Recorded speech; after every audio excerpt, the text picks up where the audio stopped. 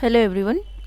आज हम इस वीडियो में मैथ्स के क्वेश्चन देखेंगे और ये जो आपका क्वेश्चन पेपर है 30 जनवरी 2023 को जो ऑनलाइन में पेपर आए थे ये उसके पेपर हैं। तो चलिए शुरू करते हैं। उससे पहले आप आई होप कि आप प्रैक्टिस कर रहे होंगे और जितना हो सके आप प्रैक्टिस ज़रूर करें और इस चैनल को सब्सक्राइब ज़रूर कर लें ताकि इस चैनल पे ना आपके सारे जितने भी सीटेड के प्रीवियस ईयर क्वेश्चन हैं वो सारे करवाए जाएंगे। और किसी भी पेपर को देने के लिए सबसे पहले आपको प्रीवियस ईयर करना होता है ताकि आपको एक आइडिया लग जाता है। लेकिन सीटेट एक ऐसा पेपर है ना जिसमें आपको कुछ करे या ना करे सिर्फ प्रीवियस ईयर कर लेते हैं तो आप एक अच्छे स्कोर से सीटेट में पास हो सकते हैं। तो चलिए शुरू करते हैं क्वेश्चन नंबर फर्स्ट से। एक सेकेंड।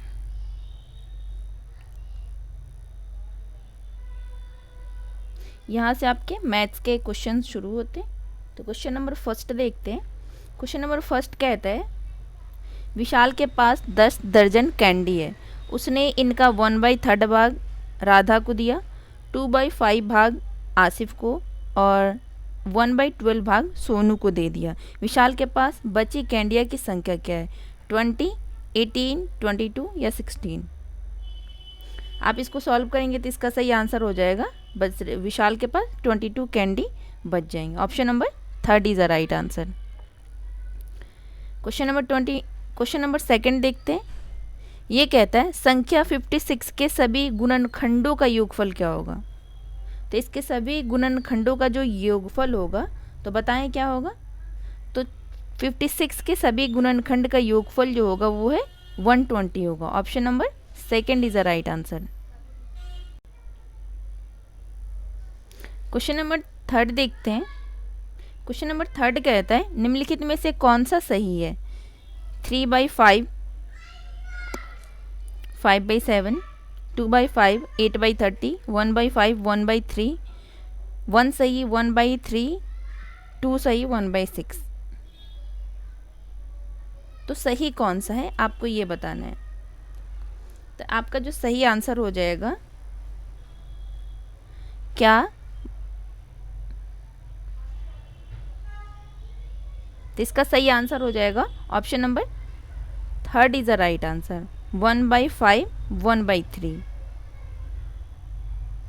मतलब 1/3 बड़ा है और 1/5 छोटा है, इसलिए इसका सही आंसर ये होगा। क्वेश्चन नंबर 4 देखते हैं। निम्न में से किसमें संख्याएं बढ़ते क्रम में लिखी हुई है? मतलब किसमें कौन सी संख्या ये है, ऑप्शंस है जिसमें बढ़ते क्रम में लिखी गई है। तो इसमें इसका सही आंसर जो हो जाएगा चलिए देखते हैं। 5/2, 5, 32, 52, 52 बढ़ते क्रम में हमें ये देखना है। तो आपका लास्ट में देख लेते हैं सबसे बड़ा लास्ट में कौन सा है। नहीं, हमें पूरा चेक करना पड़ेगा। 5.2, 5.022, 5.032, 5.32, 5.201, 5.201 ये आपका गलत हो जाएगा। 5.32, 5.201, 5.0 ये भी आपका गलत हो जाएगा क्योंकि लास्ट में छोटा है, बढ़ते क्रम की बात कर रहे हैं, ये भी आपका नहीं होगा। तो आपका सही आंसर हो जाएगा बढ़ते क्रम में पहले 5.32 होगा, उसके बाद 5.201 होगा, देन 5, सब में तो 5 है पर लास्ट में ना पॉइंट के बाद नंबर अलग अलग है। तो इसका सही आंसर जो हो जाएगा option number 4 is the right answer. Question number 5 कहता है 75707 में 7 के स्थानीय मानों का योगफल क्या होगा? तो 75707 में 7 का जो स्थानीय मान है, प्लेस वैल्यू है, वो क्या होगा? तो इसका सही आंसर हो जाएगा 7 का जो प्लेस वैल्यू होगा option number 3 is the right answer 70707। Question number 6 देखते हैं। ये कहता है वह सबसे छोटी संख्या क्या है जिसे 60078 में से घटाने पर प्राप्त संख्या 245 से विभाज्य होगी। मतलब वो कौन सी सबसे छोटी संख्या क्या है जिसमें से घटाने पर प्राप्त संख्या 245 से विभाज्य हो जाएगी। तो क्या वो 40 होगा, 49 होगा, 53 होगा या 61 हो जाएगा? तो इसका जो सही आंसर हो जाएगा option number third is the right answer, 53 हो जाएगा। क्वेश्चन नंबर 7 देखते हैं। ये कहता है निम्नलिखित लंबाई मापने की इकाई को देखिए, kilometre, mm, m, cm, dm। यदि इन्हें बढ़ते हुए क्रम में लगाया जाए तो चौथे स्थान पर कौन सी इकाई होगी? अगर बढ़ते हुए क्रम पे लगाया जाए तो इसमें टोटल कितने 5 हैं, तो चौथे स्थान पे कौन सा होगा? तो इसका सही आंसर हो जाएगा चौथे स्थान पे आपका m होगा। Option number 4 is the right answer, only m। Question number 8 देखते हैं। 15:20 से 6 घंटे 35 मिनट पहले क्या समय था? मतलब ये टाइम हो रहा है 15:20, मतलब ये दोपहर का समय है आपका, और दोपहर के बाद 12 के बाद 13 बज जाता है सीधा, जो 24 वाला वो टाइम आवर जो होता है, जो 12 के बाद 1 नहीं बजता है, 13 बज जाता है। तो उसमें 3:20 को 15:20 कहते हैं। तो उससे 6 घंटे 35 मिनट पहले क्या समय था? 9:05, 8:45, 8:35, 9:10। इसका जो सही आंसर हो जाएगा 6 घंटे 35 मिनट पहले। आप 15-20 में से 6 घंटे 35 मिनट माइनस कर देंगे तो आपका सही आंसर हो जाएगा option number second is the right answer, 8:45 AM। मतलब ये दोपहर का टाइम है और ये सुबह का टाइम हो जाएगा। क्वेश्चन नंबर 9 देखते हैं। ये कहता है जयंती किसी स्थान P से पूर्व दिशा में, मतलब जयंती ही किसी स्थान P से पूर्व दिशा में 3/5 किलोमीटर चलती है और फिर वहाँ से पश्चिम दिशा में एक सही 5/7 किलोमीटर चलती है। अब वो P से कहाँ स्थित होगी? P से पूर्व की ओर 1 सही 4/35 किलोमीटर की दूरी पर, P से पश्चिम की ओर 4 सही 1/35 किलोमीटर की दूरी पर, P से पश्चिम की ओर 4/35 किलोमीटर की दूरी पर, P से पूर्व की ओर 1/35 किलोमीटर की दूरी पर। तो इसका जो सही आंसर हो जाएगा, एक बार फिर से हम क्वेश्चन देखते हैं। कहता है जयंती किसी स्थान पर P से पूर्व दिशा में 3/5 किलोमीटर चलती है, मतलब ये P है और इसके पूर्व दिशा में, मतलब नीचे की ओर चलती है। फिर वहाँ से पश्चिम दिशा में 1 सही 5/7, वहाँ से पश्चिम दिशा में, यहाँ से पश्चिम कौन सा हो जाएगा? इधर हो जाएगा, चलती है। अब P से कहाँ स्थित होगी? तो इसका सही आंसर हो जाएगा option number third is the right answer, P से पश्चिम की ओर एक सही 4/35 किलोमीटर की दूरी पर। क्वेश्चन नंबर 10 देखते। निम्न में से कौन सा सही नहीं है? 2 और आधा दर्जन 30 होता है, 2 दर्जन और आधा दर्जन 30 होता है, 2 दर्जन 24 होता है, आधा दर्जन 6 होता है, तो 30 होता है। तो हाँ, ये बिल्कुल सही है, लेकिन आपसे पूछ रहा है जो सही नहीं है। 5 लीटर 50 मिलीलीटर और 550 मिलीलीटर, 1 मिलीमीटर 0.1 सेंटीमीटर, 10 पैसा इक्वल टू 0.10। तो आपका 4 भी सही है, फर्स्ट भी सही है। तो आप बताएं जो सही नहीं है। तो सही आंसर हो जाएगा 5 लीटर 50 मिलीलीटर, 550 मिलीलीटर, एक नहीं, इसलिए आपका सेकंड गलत हो जाएगा और आपसे गलत ही पूछ रहा है, इसलिए इसका सही आंसर हो जाएगा option number second is the right answer. Question number 11 देखते हैं। निम्नलिखित आकृतियों में से किस आकृति की रैखिक व घूर्णन सममिति की संख्याएं बराबर नहीं होती है? वर्ग, आयत, समानांतर चतुर्भुज, समचतुर्भुज। किसकी घूर्णन समिति की संख्या बराबर नहीं होती है? तो इसका सही आंसर हो जाएगा ऑप्शन नंबर, वर्ग का होता है, आयत का भी होता है, समचतुर्भुज का, समानांतर चतुर्भुज का नहीं होता है। तो option number third is the right answer. Question number 12 देखते हैं। रेहान कागज मोड़कर घन बनाता है, वह 5 सेंटीमीटर भुजा वाले 25 घन बनाता है। अब उसे सभी घनों को रखने के लिए एक बड़ा डब्बा चाहिए, मतलब 5 सेंटीमीटर भुजा वाले कितने 25 घन बनाता है, डब्बा चाहिए। इसे बड़े डब्बे का आयतन कितना होना चाहिए ताकि सभी छोटे घन उसमें बिना खाली जगह छोड़े पूरी तरह आ जाएं? तो बताएं इसका सही आंसर क्या होगा। डिब्बे का आयतन कितना होना चाहिए आपको ये बताना है। तो इसका सही आंसर हो जाएगा option number second is the right answer, 3125 centimetre cube. Question number 13 देखते हैं। नीचे दी गई लंबाइयाँ का माध्यक क्या है। 160 सेंटीमीटर, 167, 158, 159, 161, 158, 160, 162, 170 सेंटीमीटर। इसका माध्यक पूछ रहे हैं, तो इसका जो माध्यक हो जाएगा, नीचे दी गई लंबाइयों का माध्यक का होगा। तो हम चलिए इसका माध्यक निकाल लेते हैं। पहले आपका आएगा 158 सबसे छोटा है, ये एक नंबर पे आएगा। उसके 158 के बाद क्या है, 159 है, ये दो नंबर पे आएगा। 159 एक ही है क्या, हाँ एक ही है। उसके बाद 160 कितने हैं, दो हैं, ये कितने, तीन नंबर पे आएगा। 160 के बाद 161 चार नंबर पे आपका आएगा। आप इस तरीके से आसानी से सॉल्व कर सकते हैं। 161 के बाद 162 है, ये पाँच नंबर पे आएगा। 162 के बाद आपका 167 है, ये छः नंबर पे आएगा। और 170 सात नंबर पे आएगा। तो इसका माध्यक क्या होगा, तो इसका सही आंसर हो जाएगा, इसका माध्यक होगा option number second is the right answer, 160 centimetre. Question number 14 देखते हैं। क्वेश्चन नंबर 14 कहता है निम्नलिखित तालिका में दिए गए आंकड़ों को पढ़िए और सही कथन का चुनाव कीजिए। विद्यार्थियों का पसंदीदा खेल है, विद्यार्थियों की संख्या है। इधर फुटबॉल 60 स्टूडेंट पसंद करते हैं, शतरंज 50, बैडमिंटन 70, वॉलीबॉल 20। एक विद्यार्थी केवल एक खेल पसंद करता है। तो चलिए इसको सॉल्व करते हैं। आपसे पूछ रहा है सही कथन का चुनाव करना है। तो फर्स्ट कहता है शतरंज पसंद करने वाले विद्यार्थियों की संख्या, फुटबॉल शतरंज कितना है, ये है आपका शतरंज। फुटबॉल पसंद करने वाले विद्यार्थियों की संख्या से अधिक है, मतलब शतरंज वाले ज़्यादा है, फुटबॉल वाले कम है। तो ये आपका गलत हो जाएगा, क्योंकि फुटबॉल वाले ज़्यादा है और शतरंज वाले कम है। तो आपका फर्स्ट तो गलत हो जाएगा। सेकंड देखते हैं।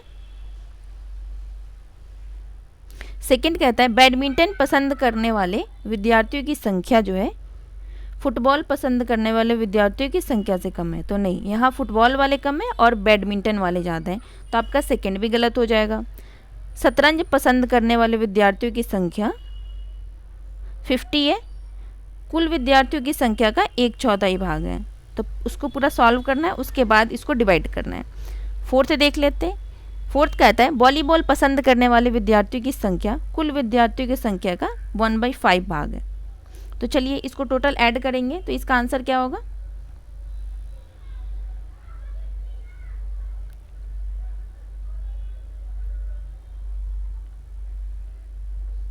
टोटल ऐड करेंगे तो ये 20 होगा।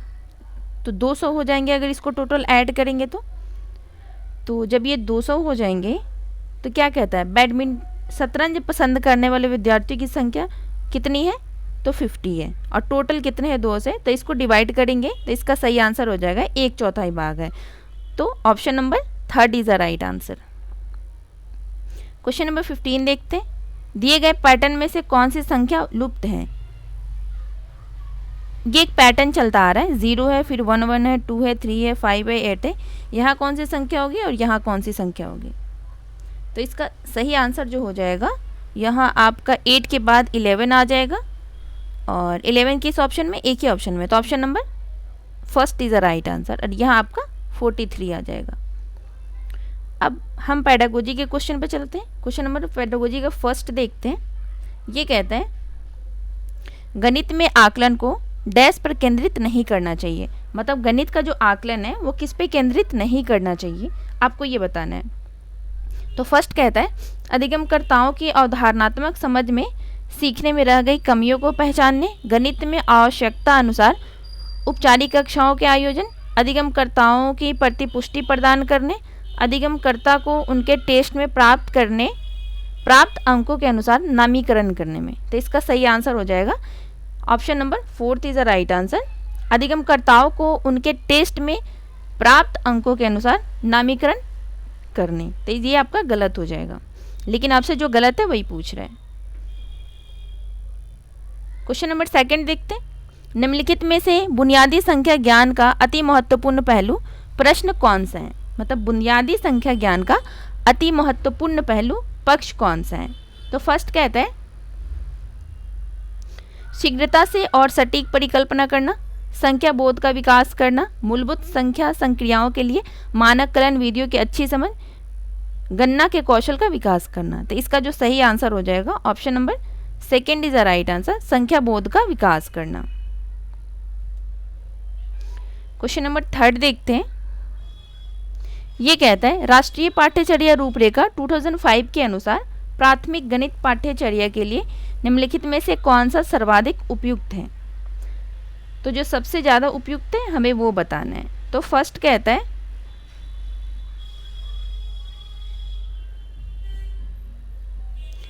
कहता है अवधारणाओं की समझ बनाते हुए शिक्षार्थी जो प्रगति मूर्त से अमूर्त की तरफ बढ़ते हुए करते हैं वह इसमें सुस्पष्ट रूप से सम्मिलित होनी चाहिए। बात तो सही कहता है, लेकिन पेडागोजी में सबसे कभी कभी ऐसा होता है ना, चारों ऑप्शन सही होते हैं, लेकिन हमें उसमें जो सबसे ज़्यादा सही होता है वो देखना होता है।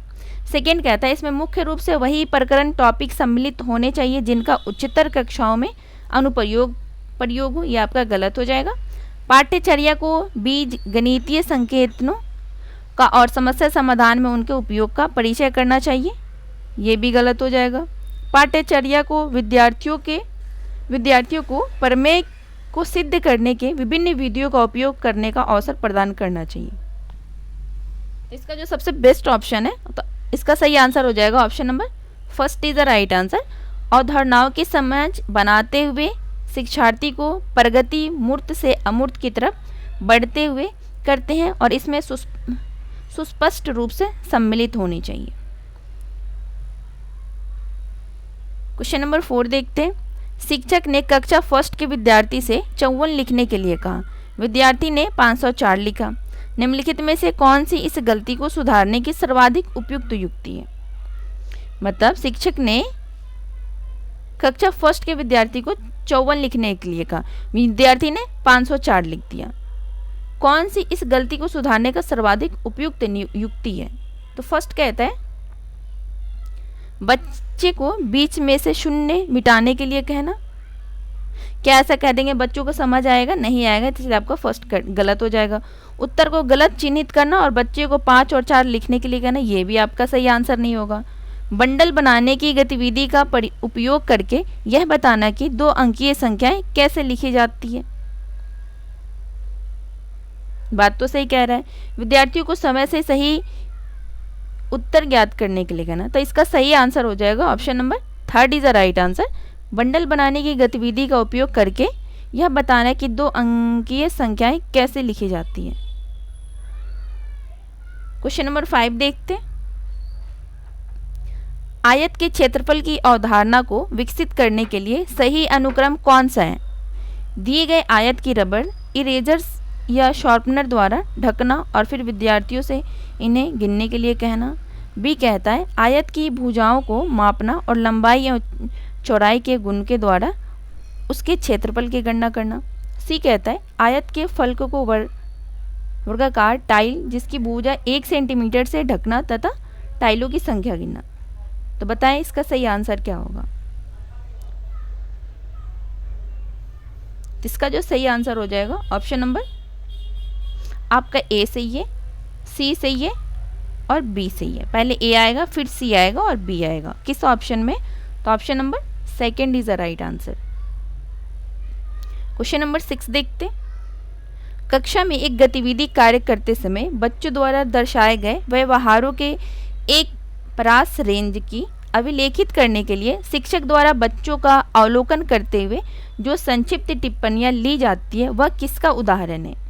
तो फर्स्ट कहता है उपाख्यानात्मक अभिलेख रिकॉर्ड, रूब्रिक्स, अवलोकन, परियोजना। तो इसका सही आंसर हो जाएगा option number 1 is the right answer. उपाख्यानात्मक रिकॉर्ड मतलब एनेक्डोटल रिकॉर्ड। नेक्स्ट क्वेश्चन पे चलते हैं। क्वेश्चन नंबर 7 पे चलते हैं।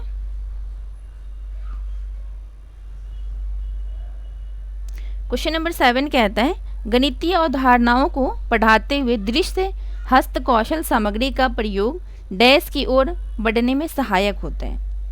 जटिल से सरल अवधारणाओं, मूर्त से अमूर्त अवधारणाओं, औपचारिक से अनौपचारिक कलन विधियों, अमूर्त से मूर्त अवधारणाओं। तो इसका सही आंसर हो जाएगा option number second is the right answer, मूर्त से अमूर्त अवधारणाओं। क्वेश्चन नंबर 9 देखते हैं। क्वेश्चन नंबर 8 देखते हैं। गणित में समस्या समाधान की युक्तियों में सम्मिलित है अंतर्ज्ञान और प्रयोग, कंठस्थ करना और प्रक्रियात्मक प्रवाह, अवलोकन और प्रयोग, तर्कना, विवेचन और पैटर्न बनाना। तो इसका सही आंसर हो जाएगा option number 4 is the right answer, तर्कना, विवेचन और पैटर्न बनाना। क्वेश्चन नंबर 9 देखते हैं। प्राथमिक स्कूल स्तर पर लघुत्तम समापवर्तय लसा के शिक्षण और अधिगम हेतु निम्नलिखित में से कौन सा सबसे कम उपयुक्त है? प्राथमिक कक्षा में क्रियाकलाप द्वारा अप्रत्यक्ष रूप से इसका परिचय कराया जा सकता है। इसे प्राथमिक कक्षाओं में बच्चों को नहीं पढ़ाया जा सकता। दैनिक जीवन सबसे जो कम उपयुक्त है। दैनिक जीवन ऐसे बहुत से उदाहरण हैं जहाँ पर बच्चों इस अवधारणा का अप्रत्यक्ष रूप से प्रयोग करते हैं। थर्ड सही है आपका, फर्स्ट भी सही है। सूचना एवं संप्रेषण तकनीक ICT का प्रयोग करते हुए इसका परिचय बहुत दिलचस्प तरीके से कराया जा सकता है। तो इसका जो सही आंसर हो जाएगा सबसे कम उपयुक्त वो है option number second is the right answer. इसे प्राथमिक कक्षाओं में बच्चों को नहीं पढ़ाया जा सकता। फर्स्ट एंड थर्ड फोर्थ तो सही है, जैसे ये और आपका थर्ड फोर्थ सही है, लेकिन जो सेकंड है वो सबसे कम उपयुक्त है, और जो सबसे कम उपयुक्त है हमें वही बताना है। क्वेश्चन नंबर 10 देखते हैं। क्वेश्चन नंबर 10 कहता है जब एक बच्चे को 5 × 28 का परिकलन करने के लिए कहा गया तब उसने निम्नलिखित प्रकार से उसे हल किया। 5 × 28 = 28 × 5 = 14 × 2 × 5 = 14 × 2 × 5 = 14 × 10 = 140। बच्चे ने प्रयुक्त किया क्रम विनिमय नियम, वितरण बंटन नियम, सहचार्य नियम। सही विकल्प का चयन कीजिए और बताइए इसका सही आंसर क्या होगा। बच्चे ने कौन से नियम को पालन किया, मतलब सबसे उपयुक्त क्या है? तो इसका सही आंसर हो जाएगा ऑप्शन नंबर क्रम विनिमय नियम और सहचार्य नियम। ऑप्शन नंबर ए सही है, सी सही है। किस ऑप्शन में? तो option number first is the right answer. Question number 11 देखते हैं। प्राथमिक स्तर के शिक्षार्थियों में दिक् स्थान संबंधी समझ का विकास करने के लिए सर्वाधिक उपयुक्त गतिविधि निम्नलिखित में से कौन सी है? संख्या रेखा पर संख्याओं को प्रस्तुत करना, कमरों के सापेक्ष आकार और स्थिति को दर्शाते हुए अपने घरों का मानचित्र बनाना, मानचित्र पर दो शहरों के बीच की दूरी को मापना, ज्यामितीय आकृतियों के नामों का प्रत्यय स्मरण करना। तो इसका जो सही आंसर हो जाएगा option number second is the right answer, कमरों के सापेक्ष आकार और स्थिति को दर्शाते हुए अपने घरों का मानचित्र बनाना। क्वेश्चन नंबर 12 देखते हैं। एक अंकीय संख्याओं के योगों को प्रस्तुत करते हेतु सुश्री अलका ने मूर्त वस्तुओं जैसे टोकनों, पेंसिलों, रबड़ों इत्यादि का उपयोग किया। उन्होंने अपने विद्यार्थियों को एक अंकीय संख्याओं को जोड़ने के लिए इन वस्तुओं का कुशलतापूर्वक उपयोग करने का अवसर प्रदान किया। ब्रूनर के अनुसार अधिगम का यह प्रकार कहलाता है मूर्त, दृश्य, मापिता, आइकॉनिक, अभिप्रदर्शन, इनएक्टिव, सांकेतिक। तो इसका जो सही आंसर हो जाएगा option number third is the right answer, अभिप्रदर्शन, इनएक्टिव। क्वेश्चन नंबर 13 देखते हैं। एक बच्चा अपने आसपास से विभिन्न आकृतियों के उदाहरण देता है, जैसे समोसा एक त्रिभुज है। वह बच्चा वैन हीले सिद्धांत के अनुसार ज्यामितीय चिंतन के किस स्तर पर है? विश्लेषण, समय सिद्ध, निगमन, दृश्यीकरण। तो इसका सही आंसर हो जाएगा option number 4 is the right answer, दृश्यीकरण। क्वेश्चन नंबर 14 देखते हैं। व्यकलन की एक समस्या 63 - 29 को हल करते समय एक बच्चा कहता है कि मैंने 29 को 30 में और 63 को 64 में बदल दिया। तो मैंने समस्या को 64 माइनस 30 में परिवर्तित कर दिया। मेरा उत्तर 34 है। इस बच्चे के बारे में क्या कहा जा सकता है? तो फर्स्ट कहता है बच्चा यह नहीं जानता कि 63 माइनस 29 को कैसे हल करना है। बच्चा योग और व्यकलन को लेकर सामंजस्य दुविधा में पड़ गया है। बच्चे में व्यकलन की अवधारणात्मक समझ है और अतः वह एक वैकल्पिक अल्टरनेट युक्ति प्रयोग करता है। बच्चे के पास व्यकलन की ना तो संकल्पनात्मक समझ है और ना ही मानक कलन विधि का ज्ञान है। ये आपका बिल्कुल गलत हो जाएगा। तो जो आपका सही आंसर हो जाएगा option number 3 is the right answer. बच्चे में व्यकलन की अवधारणात्मक समझ है, तभी तो उसने प्लस कर दिया, दोनों में एक एक। वैकल्पिक अल्टरनेट युक्ति प्रयोग करता है। तो option number 3 is the right answer. आज का लास्ट क्वेश्चन नंबर 15 देखते हैं। ये कहता है गणित की कक्षा में एक बच्चा उत्तर देता है कि 7 इंटू 0 इक्वल टू 7 और 0 इंटू 7 इक्वल टू 7 होता है। उपयुक्ति परिस्थिति में प्रकाश में बच्चा जो है कक्षा में असावधान है और ध्यान नहीं दे रहा है। क्या ये बात सही है? ये आपका गलत हो जाएगा। उसको यह बताने की आवश्यकता है कि पहाड़े 7 इंटू 1 इक्वल टू 7 से आरंभ होता है। ये भी गलत हो जाएगा। सही परिकलन हेतु उसकी ओर अधिक प्रश्न अभ्यास के लिए दिए जाने की आवश्यकता है। यह गलत रूप से योग के गुणों को गुणन की समस्याओं में विस्तारित कर रहे हैं। मतलब उसको वो गुणन को ना योग कर दे रहे हैं। तो इसका सही आंसर हो जाएगा option number 4 is the right answer. तो इस वीडियो में हमने मैथ्स के 30 क्वेश्चन करे हैं। आई होप कि आपको ये वीडियो पसंद आएगी और इस वीडियो को ज़रूर देखें। जितना हो सके आप प्रैक्टिस ज़रूर करें। मिलते हैं नेक्स्ट वीडियो में। वीडियो को लाइक कर दे, शेयर कर दे। चैनल पे नए हैं तो चैनल को सब्सक्राइब ज़रूर कर लें। Thank you.